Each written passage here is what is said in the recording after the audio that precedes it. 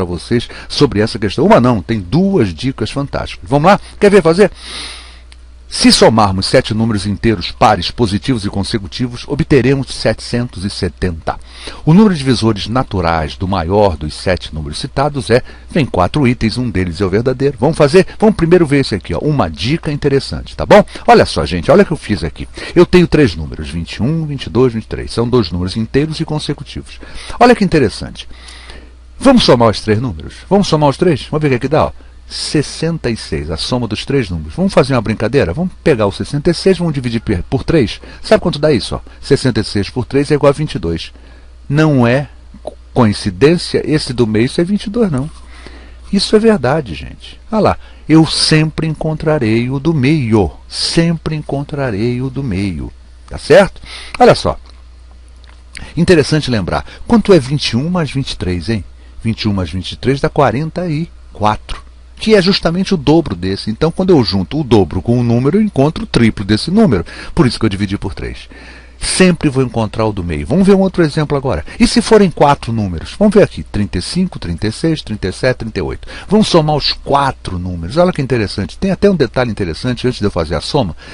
Sabe quanto é 35 mais 38? 73. Sabe quanto é 36 mais 37? 73. A soma dos extremos, dos equidistantes de um ponto central é sempre igual. Tá certo? Vocês vão ver isso depois num assunto chamado progressão aritmética. Mas vamos só lembrar esse dadozinho aqui bacana. Tá certo? Olha só, eu vou somar os 4 números. Sabe quanto dá a soma dos 4? 146. Vou dividir pela quantidade deles. Qual é a quantidade deles? Ó, qual é?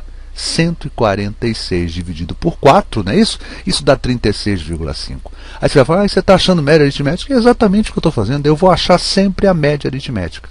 Nem sempre a média aritmética está no problema. Quando a quantidade for ímpar, sempre estará no problema. Quando a quantidade for par, como é o nosso caso desse exemplo nosso agora, não vai dar. Mas olha só que interessante. Dividir por 4 deu 36,5. Gente, o 36,5 está exatamente no meio desses números. Ele não serve como resposta. São números inteiros que eu estou trabalhando.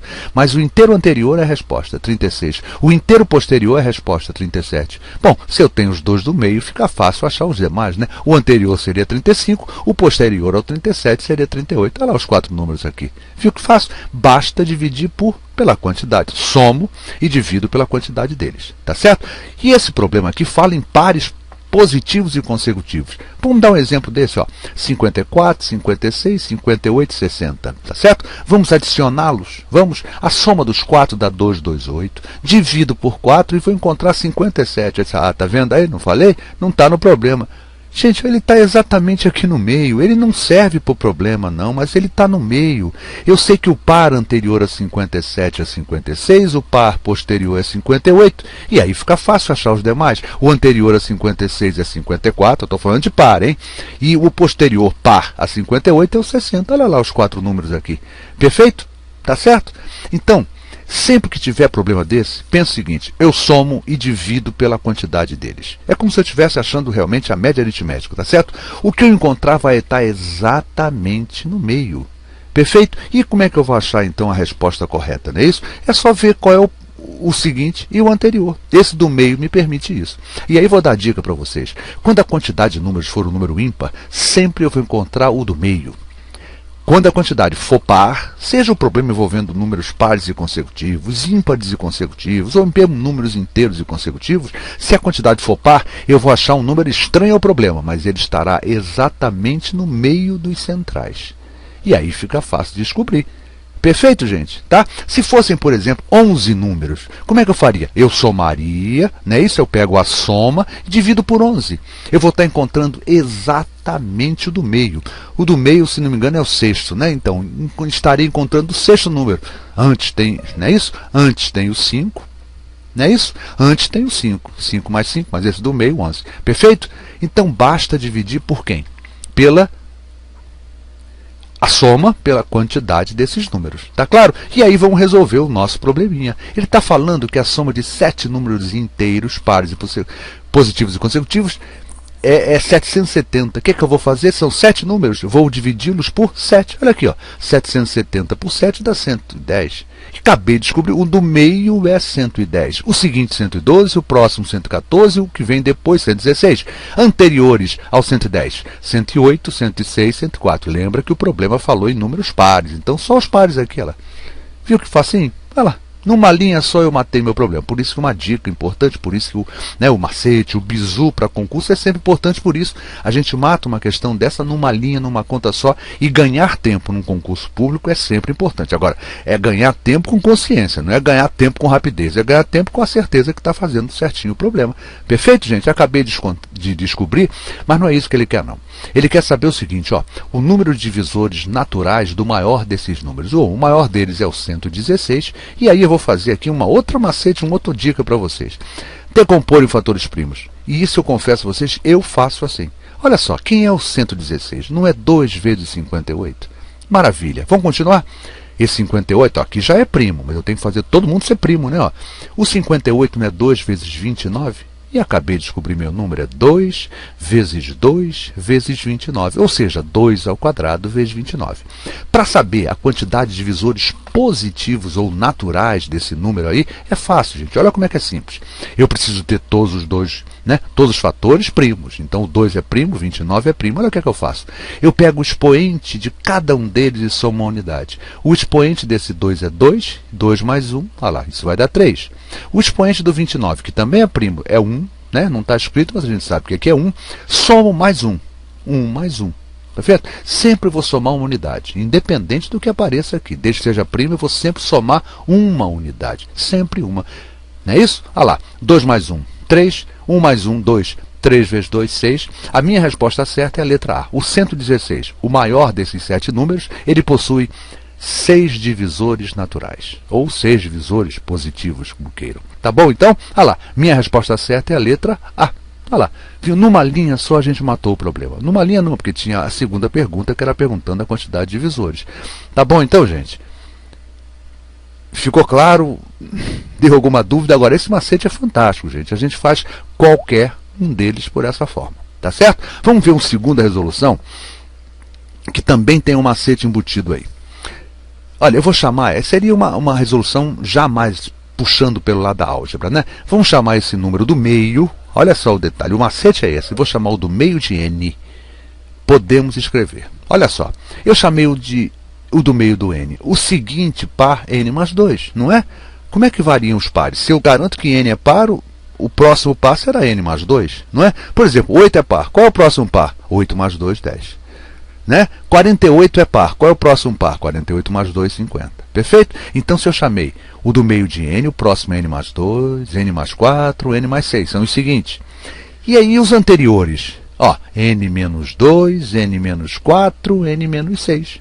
Concorda, gente? Correto? Por que eu estou fazendo isso? Porque eu sei que quando eu adicioná-los, ó, menos 2 some com mais 2, menos 4 torta com mais 4, mais 6 corta com menos 6. E aí eu tenho quem? Ó, a soma deles todos, os números vão sumir, vão ficar 7n. Ó. 7n é 770, e aí a gente já sabe resolver.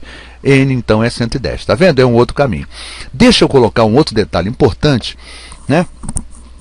Porque no gabarito, me parece que até o gabarito oficial da EPICAR, aparece uma resolução que um pouco confusa. Na verdade, ele chama o número do meio, né? Ele chama o primeiro, o menor dos números, de 2n. E aí determina o seguinte, a fórmula geral de um número par é 2n, claro que é 2n, né? Quando eu tenho a certeza, né? Para eu ter a certeza que o número é par, é só fazê-lo representando-o como 2n. Agora,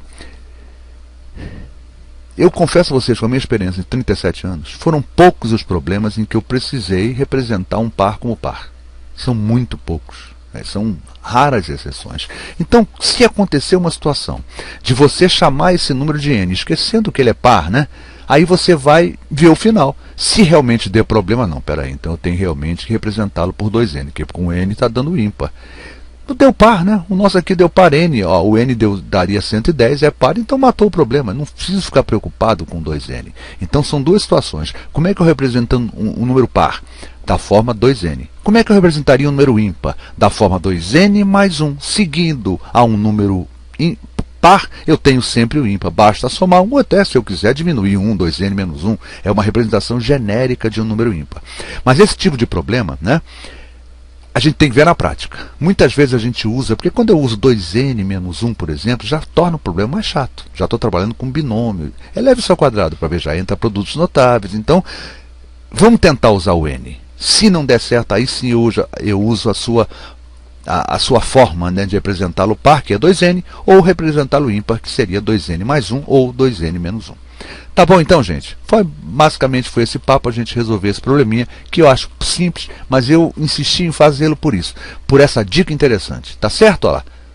A soma de, né, vamos supor, né, a soma de 11 eu já falei, né, a soma de 7 números consecutivos. O que eu faço? Eu pego essa soma, divido por 7, vou encontrar exatamente do meio. A soma de 8, vamos supor, né, a soma de 8 números dá tanto. O que eu faço? Vejo a soma, divido por 8, vou encontrar exatamente do meio. Mas na quantidade par, esse do meio não estará no problema, mas o que vem a seguir e o que vem antes estará. Gente, quem lhes falou foi o professor Luiz Fernando Reis, responsável pelo site matematicamuitofácil.com. Reafirmo, né, e faço novamente o convite para os amigos conheçam o nosso site. Além do site, gente, se você gostou desse vídeo, clica na mãozinha aí do gostei. Se você vem acompanhando nossas videoaulas, inscreva-se em nosso canal, assim você vai estar atualizado, recebendo sempre as atualizações de nosso canal.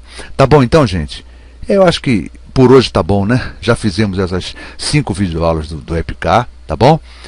E é isso, tá? Eu acho que valeu esse toque, né? Recordar algumas questões. Eu quero fazer mais umas 2 questões ainda da EPICAR, tá bom, gente? Pra gente ficar... Nas duas não, porque se eu fizer umas 2, ela 21 mais 2 dá 23. 23 é primo, eu não gosto de número primo não, gente. Eu gosto de número composto. Tá bom então, gente? Bom, muito obrigado pela visualização, obrigado pelos elogios e até a nossa próxima videoaula.